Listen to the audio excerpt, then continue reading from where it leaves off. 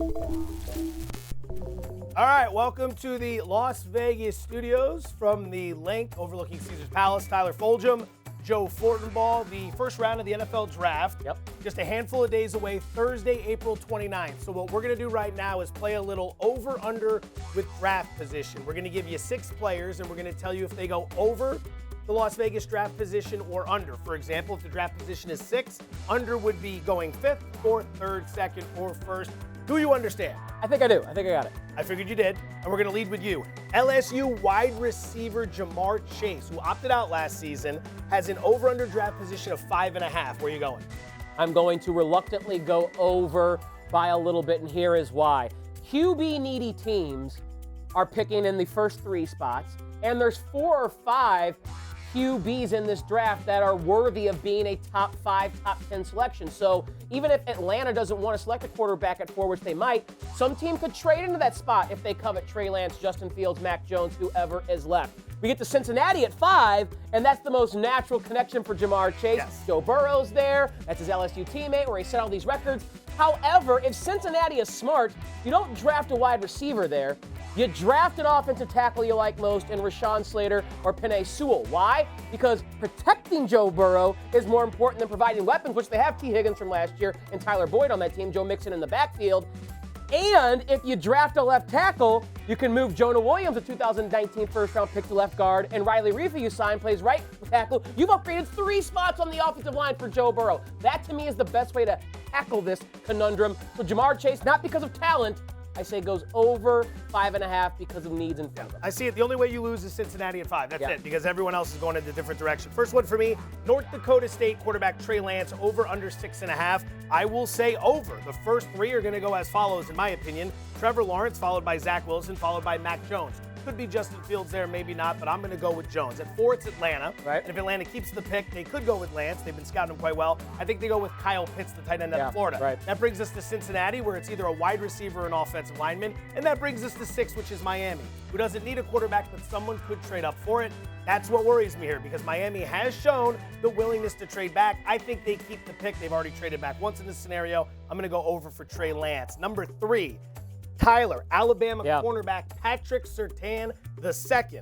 Over under draft position 10.5. I'm going to go under, and the reason being is Surtain, along with Micah Parsons, the linebacker out of Penn State, those are, by most accounts, the 2 best defensive prospects in this class. Yes. The other top 10 prospects are all on the offensive side of the ball. Pass catchers, quarterbacks, tackles, so to speak. So it's kind of a light or weak draft in terms of top-end defensive talent. But Surtain is one of those guys alongside Parsons, and the Cowboys desperately need a cornerback. Without question. And they're sitting at the 10th spot. So I don't think he falls farther than the 10th spot. He could, though, be taken by Carolina at 8 if they don't want a quarterback or don't want a pass catcher. Now that they have Sam Darnold. Denver at 9. If they don't have a quarterback there that they like, they can upgrade that defense. So I just see him being under there based on him likely being the first or second defensive player off the board. Same team, Alabama wide receiver DeVonta Smith, the Heisman Trophy winner, has a draft position of 11.5. Why? Well, Philadelphia needs a receiver, and they're at 12. I'm going to say over. He's available for Philadelphia if they want him. We've already laid out the top of the draft, the quarterbacks, the offensive linemen, and Jamar Chase, the best wide receiver in the class coming out of LSU. Detroit at 7 scares me a little bit because they need a wide receiver. Carolina at 8, maybe. But I don't think Denver's in play, Dallas is in play, or the Giants are in play, which takes us all the way up to 12, which is going to be Philadelphia. DeVonta Smith is fantastic. I wonder how many teams are concerned about the fact that he weighed 166 pounds at his health check at the Combine in Indianapolis just recently. Keep it moving here. Number 5, South Carolina wide receiver Jaycee Horn. Cornerback. Over under 13.5. Cornerback Jaycee Horn. He is the son. This note's incorrect. I only have myself to blame. Well, the reason why, he is the son of former wide receiver Joe Horn of the New Orleans Saints. So that's probably where you got that. He's on the other side of the ball, Jaycee Horn. And like his daddy, likes to talk. He's kind of that person, a big personality, likes to be a physical corner. That's what he brings to the table. Tested very well. Sub 4.4, 40-inch vertical. Great athlete. Surtain is the number 1 ranked cornerback on most boards. Horn is someone who's jockeying for that position to be the second, but there's other good cornerbacks as well, like Newsome out of Northwestern, and I just don't think Horn carries the pedigree of some other defensive prospects at the linebacker position and at the edge position who I think will go in front of him. So In the top 15 picks, there may only be 3, 4, 5 defensive players taken, and I don't know if Horn cracks that threshold, so I'll go over 13.5 for Jaycee Horn. Biggest advantage you have here is the fact that so many offensive players Yeah, exactly, going early. exactly. I like the bet. Final one, Alabama running back Najee Harris, over under 29.5. Very rarely will you find me betting an over when it comes to a running back. An under when it comes to running back. Right. I will be playing the over in this situation. Fantastic. But is he going to go before Clemson's Travis Etienne? Or any of these guys going in the first round? And your boy out of North Carolina, Devontae Williams. Right. How many people are going to fall in love with him? Because that's a name that continues to pick up steam. Love you, Najee.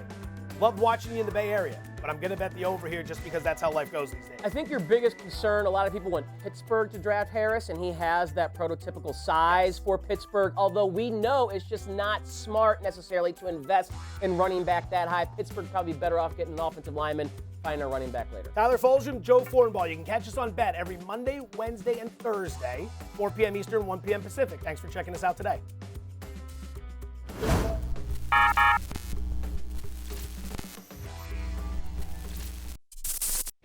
Thanks for watching ESPN on YouTube. For live streaming sports and premium content, subscribe to ESPN+.